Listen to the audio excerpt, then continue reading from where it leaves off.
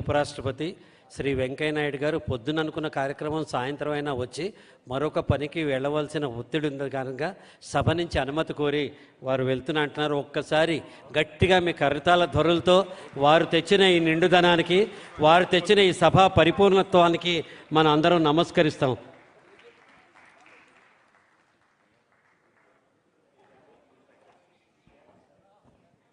నారాయణ రెడ్డి గారు ఒక చోట అంటారు, ఎంత చెక్కితే శిల్పము, ఎంత గీస్తే చిత్రము, కబుర్లు చెప్పకే కాలమా, ఎంత చస్తే ఓ జీవితం అంటారు. అటువంటి ఎంత ప్రయత్నం చేస్తే ఒక విగ్రహ ప్రతిష్ఠ ఈరోజు జరిగింది.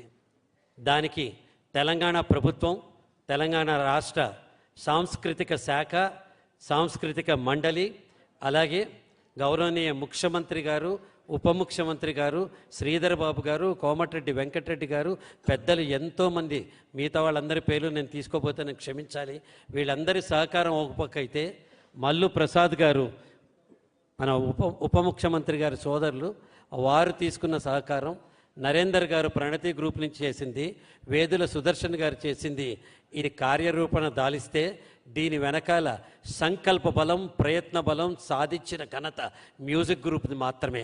ఒక్కసారి ఈ వేడుకని నిర్వహిస్తున్న మ్యూజిక్ సంస్థ కూడా గట్టిగా నమస్కరిస్తూ, అందులో ఉన్న ప్రతి ఒక్కరిని అభినందిస్తూ, సారథ్యం వహిస్తున్న అచ్చిబాబు గారికి, కృష్ణ గారికి అభినందనలు తెలియజేస్తూ, ఇప్పుడు మరొక తెలుగువారి ఆస్తి, ఒక సాధారణమైన కార్యకర్తగా జీవితాన్ని మొదలుపెట్టి ఒక ఉన్నతమైన గవర్నర్ స్థానానికి ఎదిగి ప్రజల గుండెల్లో సామాన్యుడు కాదు ఈయన అసామాన్యుడు అనిపించుకున్న మన మాజీ గవర్నర్ గారు, అలాగే మాజీ కేంద్ర మంత్రివర్యులు, తెలంగాణ బిడ్డ, మన అందరి ఆస్తి బండారు దత్తాత్రేయ గారిని ప్రసంగించవలసిందిగా విజ్ఞప్తి చేస్తున్నాం.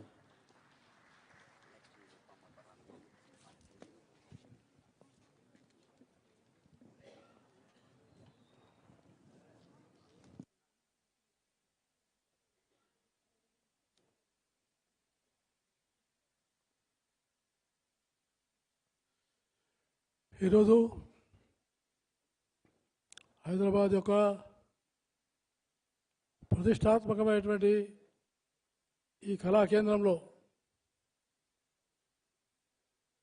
ఎస్పి బాలసుబ్రహ్మణ్యం గారి యొక్క విగ్రహాన్ని ఆవిష్కరింపజేసుకోవడం, ఇది చాలా గొప్ప గౌరవమని, ఇది మన తెలుగు ప్రజలందరికీ చాలా కీర్తింపదగిందని, గౌరవింపదగిందని నేను మనసారా భావిస్తూ ఉన్నాను. ఈ కార్యక్రమానికి మిత్రుడు, మంత్రివర్యులు శ్రీధర్ బాబు గారు,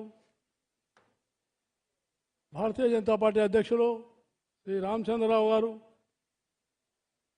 మరియు బాలసుబ్రహ్మణ్యం గారి సతీమణి శ్రీమతి ఎస్పి సావిత్రి గారు, వారి కుమారుడు శ్రీ ఎస్పి చరణ్ గారు, మరియు శుభలేఖ సుధాకర్ గారు,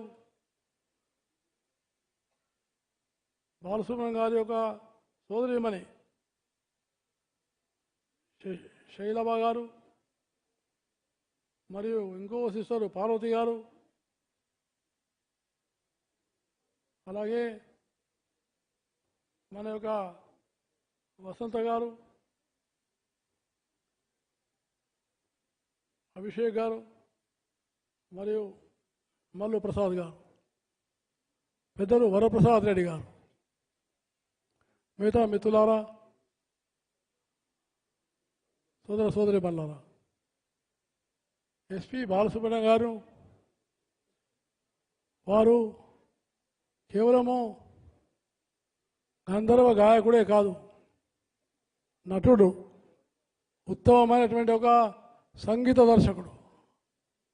ఈ మూడు గుణాలుండి సినిమా యొక్క రంగాన్ని అద్భుతమైనటువంటి ఒక దేదీపి మానసు తీసుకురావడం బాలసుబ్రహ్మణ్యం గారు చాలా గొప్ప గౌరవం.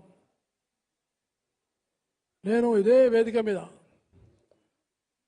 నేను మంత్రిగా ఉన్నప్పుడు బాలసుబ్రహ్మణ్యం గారు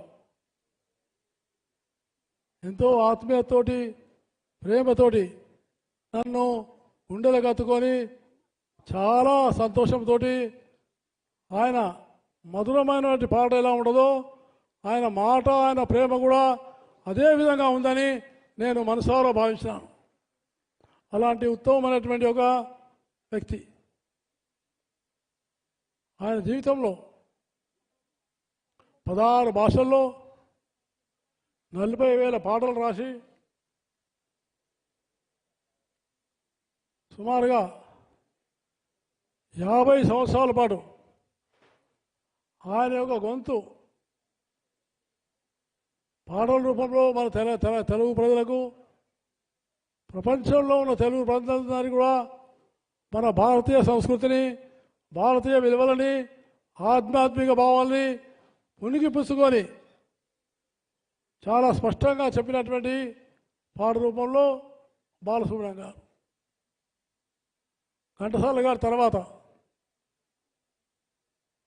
గారి తర్వాత ఆయనకు వారసుడుగా అతి గొప్ప పేరు చేసుకున్నటువంటి గొప్ప నాయకుడు బాలసుబ్రహ్మణ్యం గారని నేను మనసారా భావిస్తా ఉన్నాను. దాంతోపాటు వారి పట్టుదల, వారి సాధన, మొండి పట్టు, కాబట్టి ఆయన నిరంతరం సాధన చేసినాడు. అలాంటి గొప్ప వ్యక్తి మన యొక్క కార్యక్రమానికి వన్నదేవడం చాలా సంతోషమైన విషయం. నేను ఒక విషయం చెప్పదలుచుకున్నాను. ఏంటంటే నేను శంకరాభరణం సినిమా చూశాను. శంకరాభరణం సినిమాలో వారు